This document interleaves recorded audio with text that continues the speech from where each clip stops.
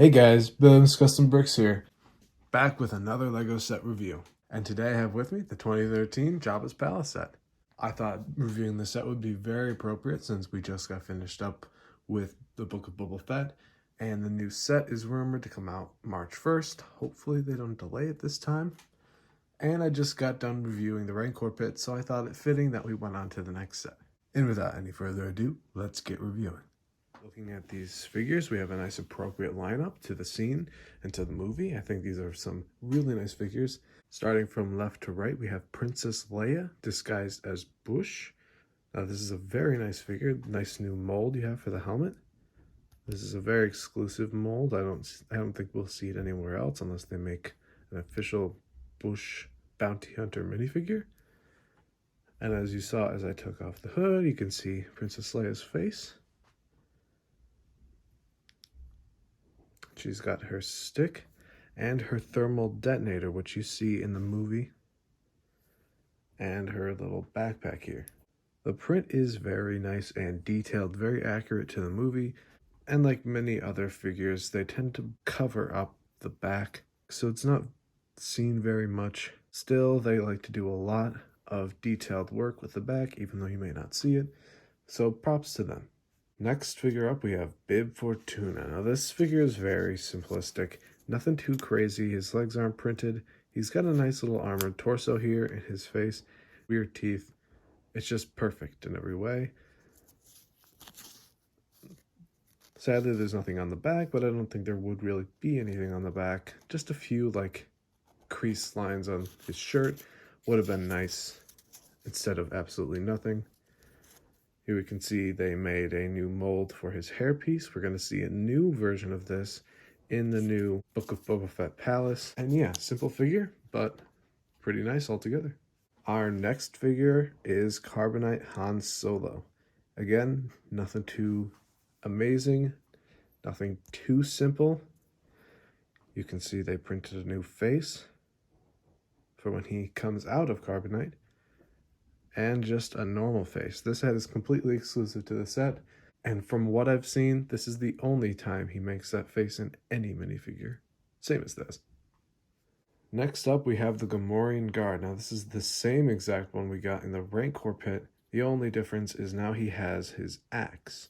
So there really isn't anything different about this guy, only that he comes with a different weapon.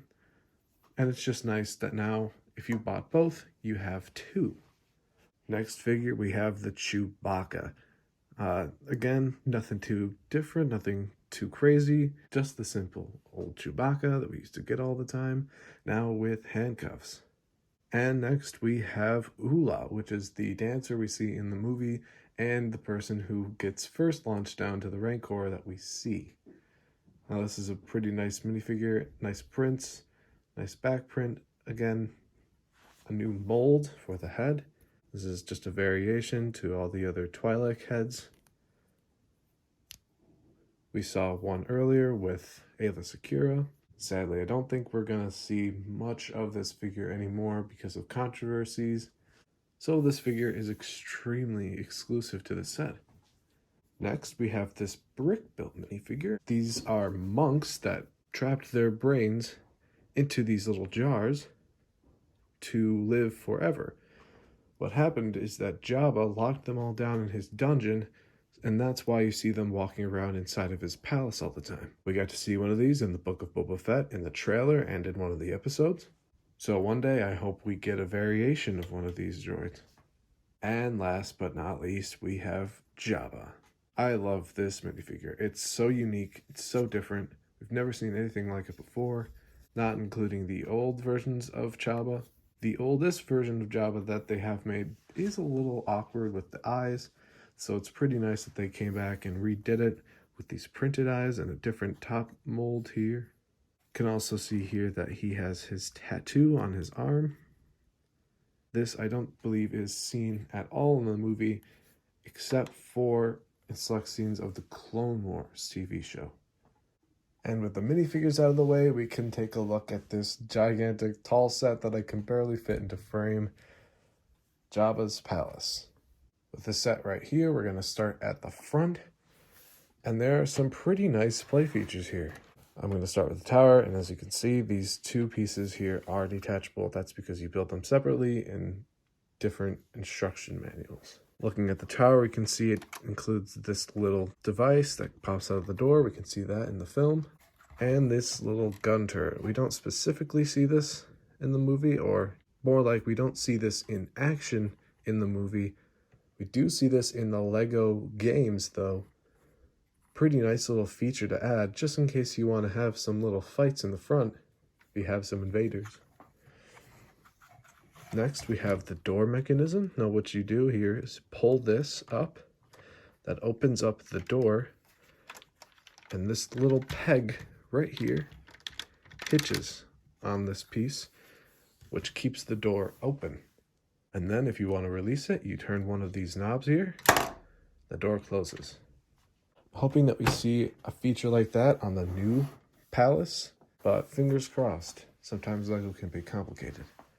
Next up, we have this little pole thing here, but that's something that we will see the feature of inside the palace. Another feature of this tower, which I don't quite understand what the reason for it is, but you can take off the top. I guess if you want to have a bird's eye view of what's going on in there. Otherwise, I don't really see any reason for this. But hey, what's one more play feature, right? Now, without any further ado, let's go inside.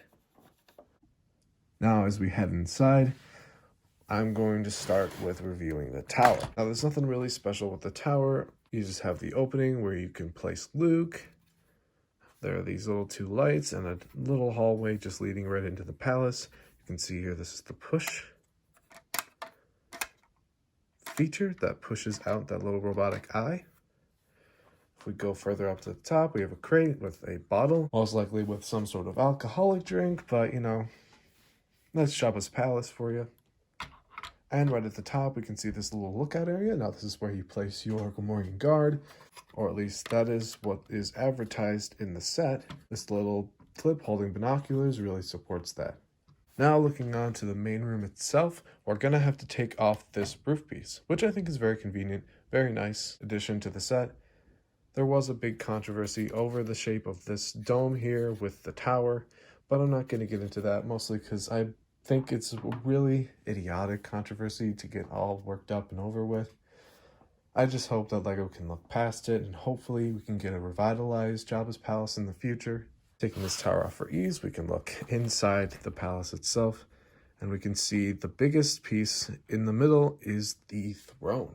The front of this set can actually come off.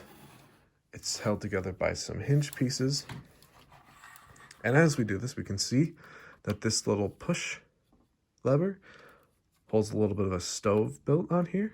And when this is pushed in, it also pushes the throne forward, revealing a little secret compartment with coins and a frog, just in case he gets hungry. Not only does that reveal that little compartment, but it also covers up the Rancor pit door, which is what we see in the movie. You can see here that the throne stops right at the viewing gate, which we also see in the movie. Speaking of the Rancor pit door, we can see this little pulley here on the side opens up the door for Luke to fall in. So this set perfectly pairs with the Rancor pit. And I think it's just so brilliant of Lego to do something like this. I really hope they do something similar to this in the future, maybe with a different theme, maybe not even Jabba's palace, maybe some other location in Star Wars. Again, gotta cross our fingers here. Lego isn't always reliable. Right in front of Jabba's throne, we can see he's got his little frog thing here. We can see we have some tables up in the front if you want to just sit some people down. And finally, we get to Han Solo in carbonite. This piece is so cool. It also is, in my opinion, a little bit big, but the play feature added with this piece kind of makes up for that. As we turn this around, we can see that there is actually a section of it open to hold your Han Solo. Now, normally what people do with this set is they place their Han Solo face first in matching the outer print. But what I did as a kid and what I like to do nowadays still is putting Han Solo facing outwards. That way, when you turn the carbonite piece, You are freeing Han Solo from the carbonite. Part of me believes that that was how he was always meant to be held in there, and that's why it's on a swivel system, so that you can turn it around and free him from carbonite. Another nice little detail is this control panel here. I would say that's for Han Solo and carbonite, but his control panels are on the side, so I assume that this is for Jabba's throne, so that when he presses this button, the Rancor door opens and his throne gets pushed forward. Another thing about Jabba's throne is that you can place him down. You can put Ula here. This is like where Leia sits in Return of the Jedi as well. If you have the sail barge and got the slave Leia, which props to you because they're never going to do that again, you can sit her down here. Another thing I forgot to mention while recording this is that Ula does have a second face, her scared face, for when Jabba launches her down into the Rancor pit. The last feature we have from the set is its ability to stand on top of the Rancor pit. I angled my camera up a little bit because it's going to be hard to capture, but here goes nothing.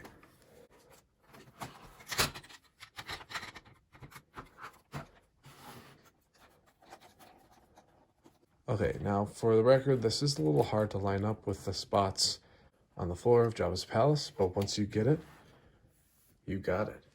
Again, for the record, this Jabba is kind of hard to put into his throne, so I take the throne out, put him in, then put it back. Thankfully, they added that feature, so you don't have to mess around with him and have to try to move the throne around. Now, a little display on how it works. I've gathered the Luke from the Rancor pit, and here we go. Now, that was me going slow, but if we do it a little bit faster.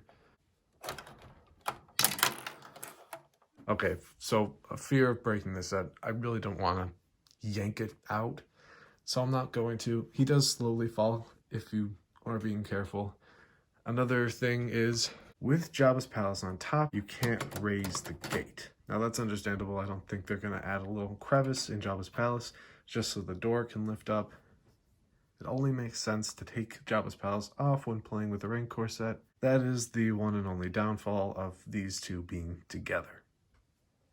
Now that just about wraps up my review of... Wait. What's that sound? Oh no. No. I thought I'd be able to get rid of him. Oh. Indeed, yes, there is a minifigure I did forget to mention, mostly because I didn't want to. One of my most hated characters in all of Star Wars. Salicious B. Crumb. Regardless of the character, this is a pretty nice mold. It's a rubber, it's not like a solid plastic, so you can move his tail around, his ears, his legs. Although I don't recommend it, this figure is extremely expensive and is very hard to find. So if you have this figure, keep it in a bag, keep it somewhere sealed. If you want to mess around with it, risk is all yours. Honestly, if you have this figure, just keep it sealed. He's not even that cool of a character. He's more of just an annoying trope they decided to add into the movie. If you do want to put this figure on display, I would recommend putting him on the corner of Jabba's throne. Right about here, where he is in the movie, would be pretty accurate and pretty precise. Regardless of how annoying he is, maybe we'll see him some other day, maybe not. I don't really care to see him another day as a minifigure, but still pretty cool addition. Now that just about wraps up my review of Jabba's palace. I hope you liked this video. If you did, blast that like button, hit subscribe, and hit the notification bell when you want to be notified when I upload a new video. I will see you all in the next video.